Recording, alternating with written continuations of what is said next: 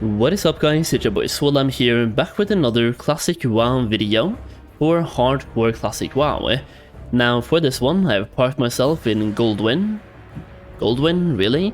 So, Goldshire, Elven Forest, don't know what that was, but we just invented a brand new place. We are in Goldwyn, but today I want to talk about why I'm personally very excited about the official hardcore servers. Just to kind of have a freestyle chat with you guys. I've really been enjoying these videos lately, where I can pick a topic in Hardcore Classic WoW before or after my stream, talk to you guys about it, and see your comments in the comment section. So for this one, if you're playing on the hardcore servers, let me know why in the comments down below, or if you're not playing on them, also once again, let me know why. So today I want to showcase my reasons for why I'm playing here, and what I'm excited about. For me, fresh classic, it's a fresh classic WoW. It's hardcore, you only have one life, but it offers a brand new fresh environment, a brand new server type, where there's not going to be any level boosts. You can't transfer to these servers. You will get a free option to transfer from them if you die to a different Classic WoW server, but the servers themselves, they offer a brand new fresh launch, fresh economy, everyone starts at level 1, there's no next pharmacy geared characters, it's literally a fresh place, it's a fresh environment, it's a brand new launch. Now for me, and probably for a lot of other people, fresh is always fun, but for this one it's a bit different. It might not be for everyone, but the hardcore element just makes it even better for me. But part number one is the fact that it's a fresh environment. We haven't had a fresh vanilla WoW in quite some time. We had Season of Mastery 1, but that wasn't really exactly the same.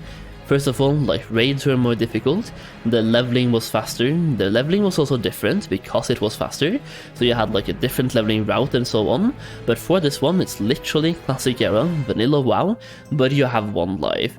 There are a couple of different things as well, for example you can only do one run per dungeon per day, and they have a heroic type of lockout where they all reset at 9 AM server time, so that's another one, but that's actually fun for me because that means that one of the things that I personally enjoy in Classic WoW when leveling is questing in the open world. I also think that the more people are doing things in the open world, the better it is for the game itself, because you literally feel the servers being alive. Right now I'm on the PTR, and the PTR is basically dead, but even then you can see a lot of people in Goldshire right now on the dead PTR. The PTR literally goes down in a couple of days, so right now people have quit the PTR, they're waiting for official hardcore servers, and still there's a bunch of people you can see in the open world because they're not just inside instances 24/7. If you go to Wrath for example, the servers are more popular, but when you log in, they feel dead because everyone's inside instance content. People are doing battlegrounds, which is also instanced. They're doing Wintergrasp, which is also, in this case, instanced. They're doing dungeons or raids, which are also instanced, or arenas. It's a bunch of instance content where you're basically blocking yourself from the outside world and people can't see you unless they're inside the same instance. Now, only being able to do one run per dungeon per day puts more emphasis on being out in the open world, making the servers feel as alive as they actually are. Now also, only doing one run per dungeon per day eliminates dungeon farming, first of all, which was kind of a big deal in Classic WoW, where people felt kind of forced to grind Scarlet Monastery over and over, simply because it was the easiest and fastest way to level up. Now you are pretty much forced to be in the open world, which also might have some negative aspects, but still, I think that is way better than just being inside dungeons, just based on showing how popular the servers are, rather than everyone being inside instanced content. Now another factor for me is simply having that one life. That's kind of to do with the immersion of my character. I feel more attached to my character, and I will also play the game in a different way. When you only have one life, you will play a little bit more safe, a little bit less risky, and it just makes you feel more emotionally attached to your character. You will do whatever you can to survive while playing, and it just alters the entire gameplay experience. I'm going to play these hardcore servers way different than I played actual Classic WoW, and I think that's a great thing. It will give you the same game, but a completely different experience put in the same game, and the same atmosphere, basically. doing the same quest that you have done before, doing the same dungeons you've done them before, and doing the same raids you've done before. So it's a familiar place, but you will approach it completely differently, which I think is a beautiful thing. It makes you kind of familiar with the game itself, it brings back some nostalgia, and it also sparks that little bit of thing where something is new. In this case, it's the hardcore element that's new, and it will alter the way you play the game. It's something we haven't really had in Classic WoW so far, because everything that has come out has pretty much been configured. The game is a solved game at this point, at least to some extent. About 99% has been solved, so when Classic WoW came out, people knew what to do, they knew how to level, what to level, and what to do inside raids and so on. For hardcore, everything is a little bit on the theory crafting side still. Now, people have been playing hardcore on Classic era for quite some time, but I still feel there's a bunch of things left on the table in terms of figuring this out, which I also think is beautiful.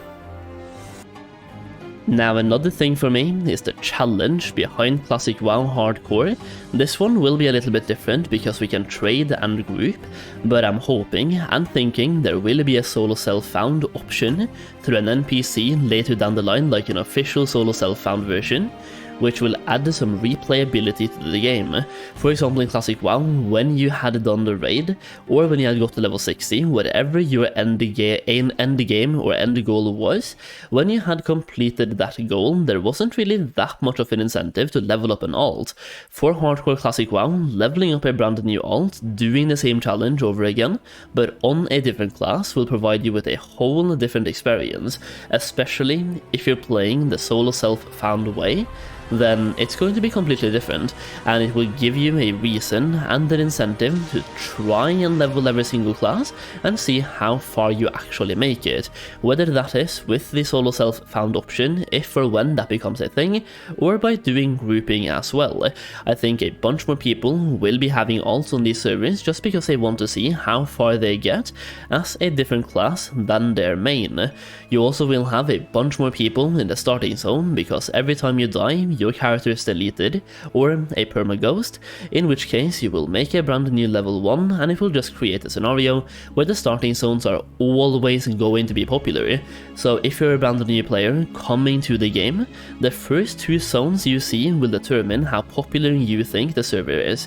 In this case, those 2 zones will pretty much always be popular on these servers, because it's a never-ending cycle. Someone will always die during the leveling process, and then they will start at the starting zone all over again. So compare this to Classic WoW, for example. In Phase 6, almost nobody was leveling alts all the way from level 1. Well, quite a few people were, but you get my point. There were way less people leveling back then, so a popular server wouldn't really seem popular until you went to Orgrimmar or Stormwind, where everyone would gather up. In this case, if someone is brand new to the game, they have no idea what to expect, they can make a level 1 character and feel how popular this game mode is from the very start, which I also think is a beautiful thing. Now, one thing I have to talk about here is the actual economical aspect of these fresh servers. It's a fresh environment after all. I'm a bit of a goblin in Classic WoW. I like farming gold, I like making gold, I like the fact that we can trade on these servers. I am incredibly excited to see what the actual economy is going to be like on these servers, and I just want to see like how this compares to Classic WoW servers. There's going to be quite a few changes compared to the prices of Classic WoW. I think speed potions, swim potions, any type of utility potions will be selling a lot faster and at a higher price on these servers compared to before, and you also have the Flask of Petrifications that will be incredibly expensive, and Black Lotus as well, which will also be very scarce and very expensive. It will provide a different type of gold making meta, and here's the thing, mage boosting is pretty much gone on hardcore servers. First of all, you only have 1 run per dungeon while leveling per day, so you can't farm until 60. At level 60, you can go back and farm dungeons. but they're looking to add a bunch of the Season of Mastery changes to Dungeons 2, where for example, if one person is level 1, or let's say one person is level 10 and a level 30 or 40 is trying to carry you through stockades, you will basically get no experience. The higher the level disparity is in the group, the less experience you will get, to the point where at one point you will get no experience. They're also making it so only bosses will give you experience from dungeons. I think that is still a work in progress, but they're actually doing that now, so you can farm mobs for experience either way. Plus a level 60 cannot group with a person under level 60, so even if mage boosting was possible, any level 60 mage cannot do a dungeon with a level 50 for example, so soul group boosting is out of the window unless you can be 59, and also Mora boosting, ZF boosting, any mage boosting is basically out of the question. Mage boosting was a massive thing in Classic WoW when it came to gold making, gold farming, and just how the gold shuffled through the economy and how gold moved from player A to player B. So in this case we have a fresh environment, no boosting, no mage boosting, no dungeon farming, no mage farming, gold making, gold farming, and the prices of different materials will be completely different, and as a classic goblin, that makes me very happy. It's going to be fun to see. My personal goal is to get as rich as possible on these hardcore servers. Bigger numbers, better person, as your favorite streamer would probably say. In this case, I've also made a gold making guide, which I'm going to do a quick shout out for right now, which is 134 pages long, made it from scratch myself. It's basically the Season of Mastery gold making guide, but with a bunch of extra stuff. That one was about 91 pages. I've added a bunch of extra content, and if you bought the Season of Mastery one, you will get this one for an additional discount. Now this one, once again, 134 pages, but there's a bunch of pictures, there's chapters so you can easily navigate through, there's over 50 different gold farms, a bunch of investments, how I went from 1,000 gold to 20,000 gold back in Classic WoW, and I repeated the entire process in Season of Mastery and made even more gold. So based on that, even in Season of Mastery, when everyone knew what was happening, I was able to repeat the process and make even more gold this time around. So I'm hoping to make even more gold on the hardcore servers, but we'll have to wait and see. I will also teach you how to make gold with professions. There's a bunch of launch advice which is crucial. If you can play your cards right at launch, you can set yourself up for the entirety of these servers. You also get access to a private Discord server, plus free updates. If you want to check it out, you can do so through the link down below, and you can use the code Solheim to get it for half price.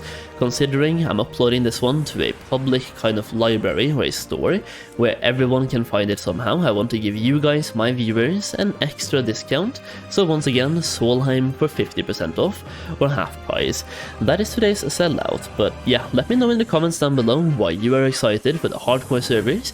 If you are, and if you aren't, then please let me know once again why you're not. I have made some videos on a future fresh Classic WoW.